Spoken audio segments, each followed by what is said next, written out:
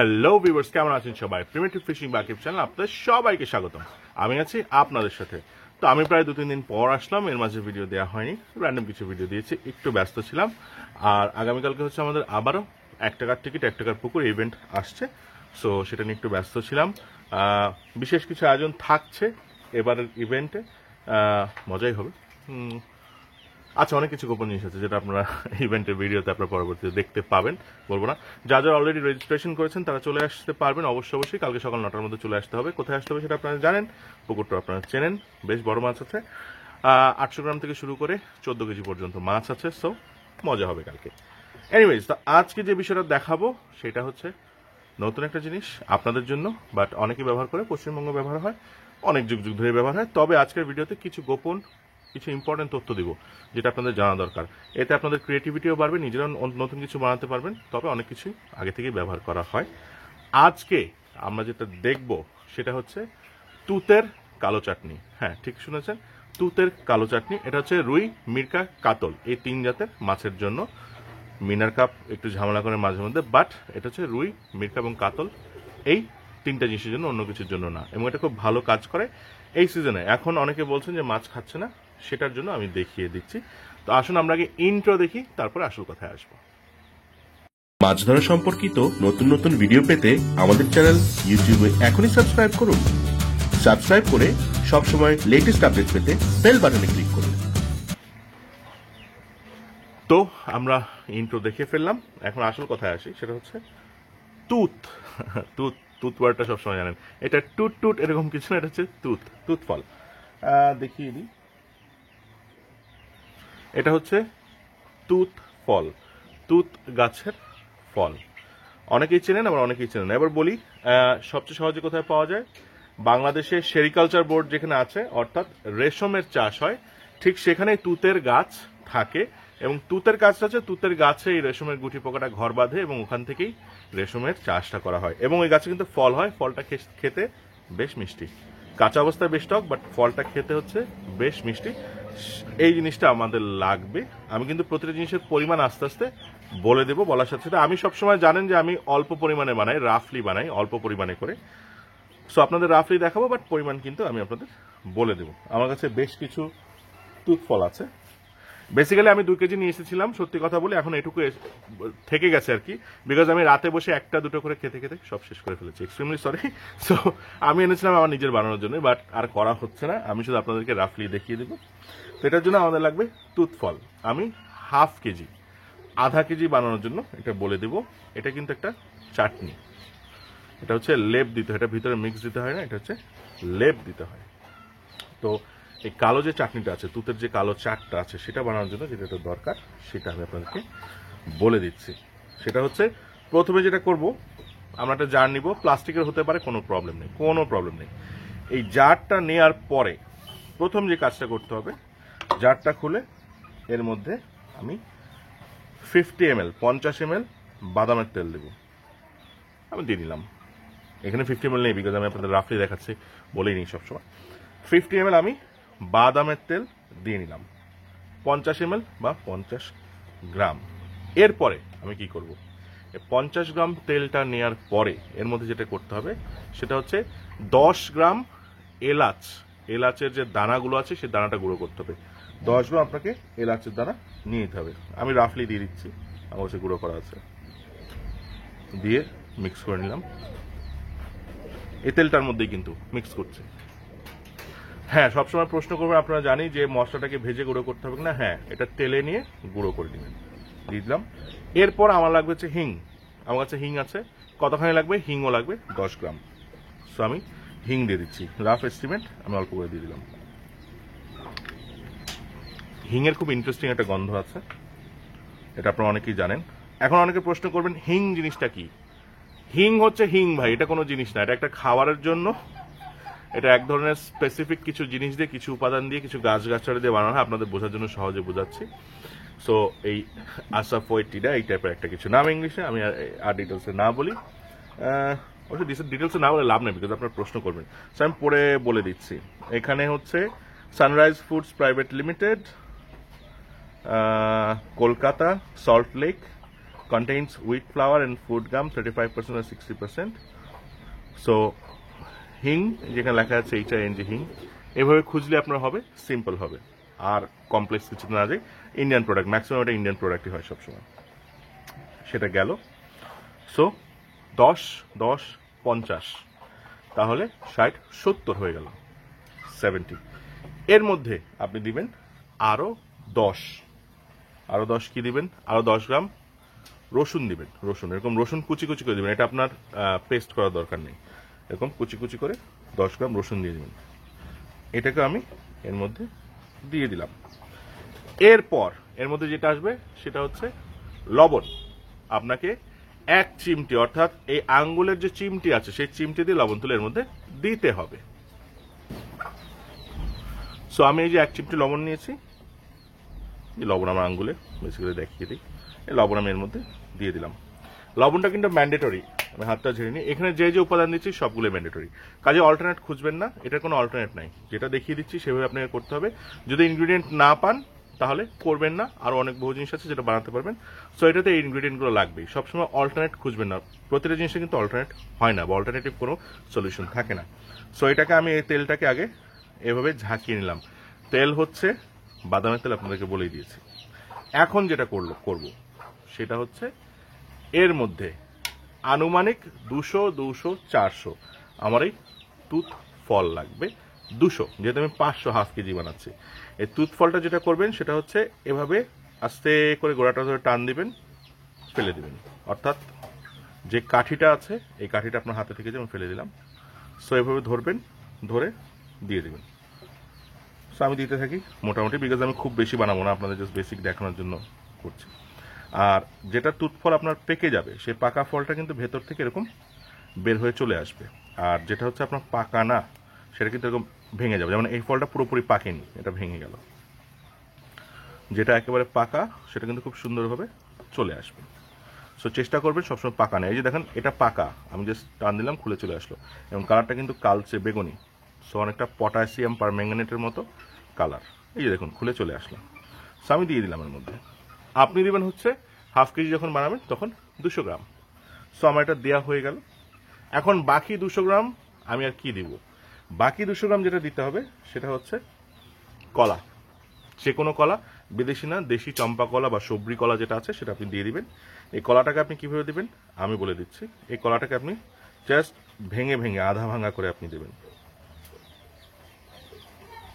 এরকম আধা ভাঙা করে দিবেন। কলাটুকু নষ্ট হবে, আমার ইচ্ছা হচ্ছে না নষ্ট করতে, আমি খেয়েই ফেলি, কিছু মনে করবেন না, বিকজ অপচয় করতে আমি পছন্দ করি না। কলাটা বেশ মজা, বিকজ কলাটা পাকা এবং মিষ্টি।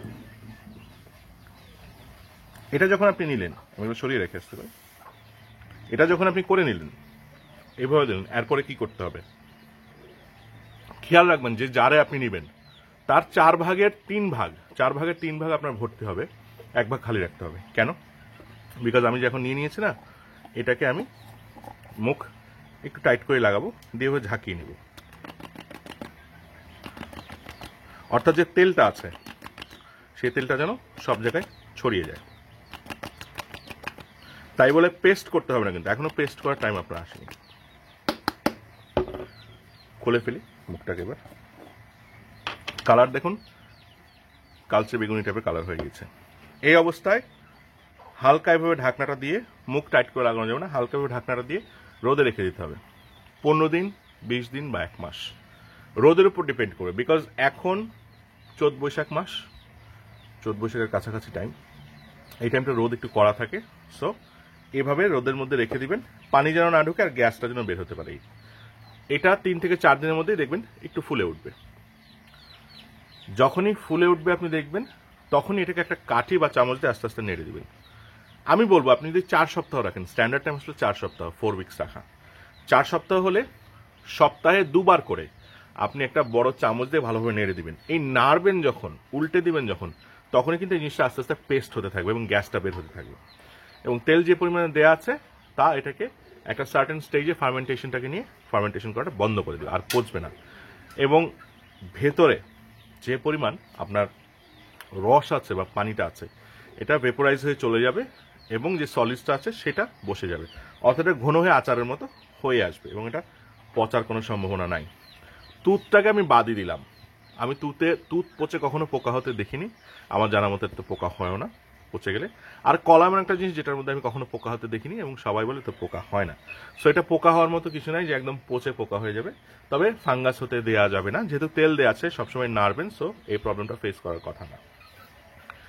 এয়ারটাইট কখনোই রাখবেন না, এয়ারটাইট রাখলে সমস্যা হচ্ছে গ্যাসটা যে ফর্ম করবে ওটা ফেটে যেতে পারে, সেটাকে সবসময় নাড়াচাড়ার মধ্যে রাখতে হবে। 4 সপ্তাহ যেহেতু রাখবেন, সো 8 বার, 4 দুগুণে 8 বার এখন নাড়তে হবে। এরপর এটা বসে যখন সলিড হয়ে যাবে কালচে জিনিস, তখন এটা আপনার খেলার জন্য রেডি। কিভাবে খেলবেন আপনার প্রশ্ন করেন যে খেলবো কিভাবে? এটা যে কাজটা করবেন সেটা হচ্ছে উপরে এই চাটনি সবসময় লেপ দিতে হয়। সো আপনি বলটপ বলেন, লাড্ডু বলেন, ঝোপা দিয়ে যখন লাড্ডু ফেলবেন সেটার উপরে আপনি অল্প করে লেপ দিতে পারেন।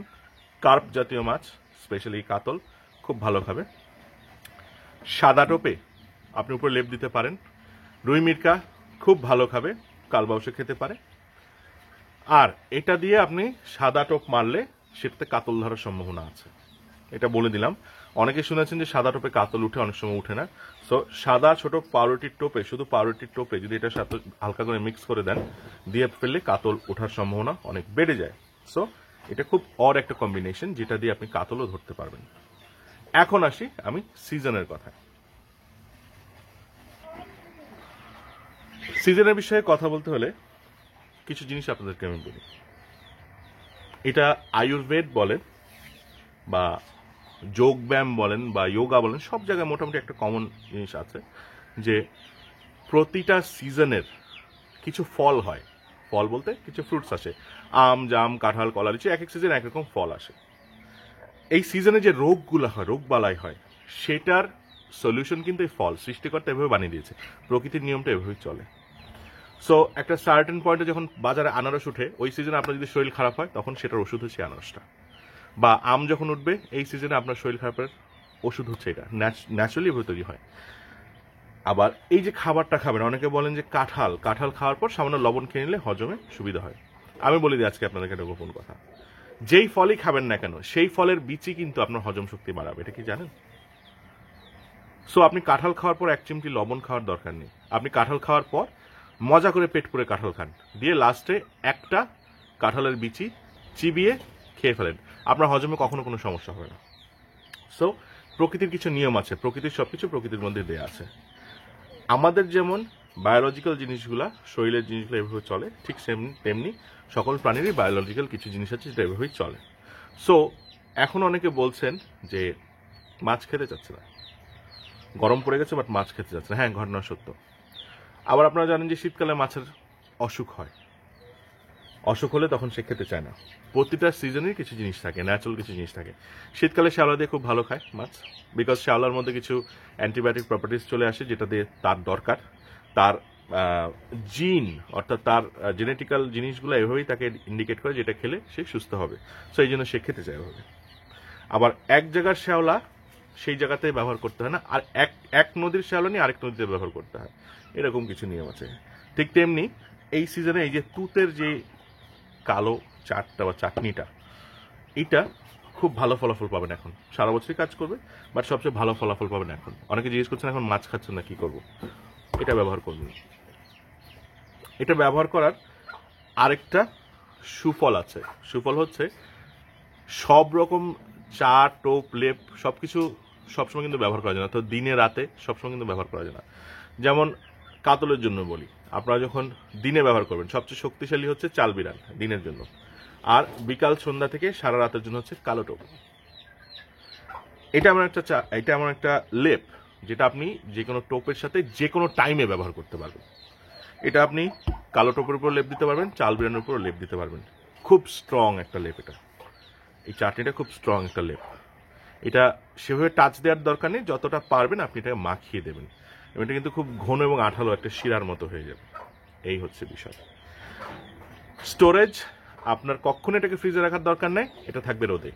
আপনার যদি মনে হয় এটা নষ্ট হয়ে যাচ্ছে বা এটা কোনো ঝামেলা বা ফাঙ্গাস বেশি পড়তে পারে, উপর দিয়ে আপনি বাদামের তেল এক্সট্রা অথবা সয়াবিন তেল এক্সট্রা দিতে পারেন, যেন সবসময় এটা তেলের নিচে থাকে। এটা তৈরি হওয়ার পর খুব সুন্দর একটা গন্ধ আসবে, যেটা আপনার কাছে খুব ভালো লাগবে, আপনারই মনে হয় আমি খেয়ে নিই। অনেকে টেস্ট করে, বিকজ আচার আর এটার মধ্যে খুব একটা পার্থক্য নাই আর কি। সো এটা এডিবল, এটা আপনি খেতে পারেন, এখানে খারাপ কিছু নেই। এই জিনিসটা আপনি সব সময় যে কোনো জায়গায় মাছ ধরতে গেলে এটা সাথে রাখবেন, অনেক কাজে আসবে। এই হলো বিষয়। তো খুব জরুরি, খুব গোপন একটা জিনিস দেখিয়ে দিলাম, অনেকেই ব্যবহার করেন। যারা বয়োজ্যেষ্ঠ আছেন তারা অনেকেই ব্যবহার করেন, পুরনো মৎস্য শিকারীরা। এরকম আরও অনেক ফলের আছে, অনেকভাবে হয়, অনেক কিছু হয়। আমি আস্তে আস্তে সব কিছু আপনাদেরকে দেখাবো। আমার কাছে রেসিপি যেগুলো আছে, রেসিপি না, যে টেকনিক এবং গোপন জিনিসগুলো আছে, এটা যদি আমি সব দিই তাতেও আমার অ্যাটলিস্ট 10 থেকে 12 বছর সময় লেগে যাবে, যদি আমি প্রতিদিন 2টো করে ভিডিও দিই। আমি অনেক সময় নোটিস করি যে কেউ একজন বলল আমাকে, অনেকে আছে আমি বলি, বাংলাদেশে অনেকে আছেন যারা আমাকে বলেন যে ভাই এটা দিয়ে খুব ভালো খায়, ওটা দিয়ে খুব ভালো খায়। বিষয়টা হচ্ছে আপনার ক্ষেত্রে ওটা ভালো খেতে পারে, ভালো কাজ করতে পারে। কারণ হচ্ছে আপনি শুধু বলবেন যে আপনি এই জিনিসটা বানান, বাট সাথে এটার আরও এক্সট্রা কিছু থাকে, যে এইভাবে ফেলতে হয়, ওইটা করতে হয়। এই জিনিসটা কেউ কারোর সাথে শেয়ার করতে চায় না। সো শুনে ভিডিও বানানো এটা আমি একেবারেই পছন্দ করি না। যেটা হচ্ছে আমি জানি, যেটা হচ্ছে পরীক্ষিত, এবং আমার টেস্ট করার 1000 রকম ফ্যাসিলিটিস আছে, আমি টেস্ট করে দেখতে পারি এবং শিওর হয়ে আপনাদেরকে বলি। এবং আমি এখন পর্যন্ত মজার বিষয় বলি, লেস দেন 1% কমপ্লেন পেয়েছি যে ভাই কাজ হয়নি। এটা আপনারা সবাই দেখেন, কমেন্টগুলো সবার চোখেই পড়ে। Less than 1%। 22,000-এর মধ্যে এখন পর্যন্ত 4টা কি 5টা কমেন্ট এসেছে যে ভাই আপনি এটা দিলেন, এতে কাজ হচ্ছে না। চিতলের ভিডিও দেওয়ার পর এতদিনে আমি 2টো কমেন্ট পেয়েছি যে ভাই 20 দিন কাজ করেছি, 20 দিন ট্রাই করেছি, কাজ হয়নি।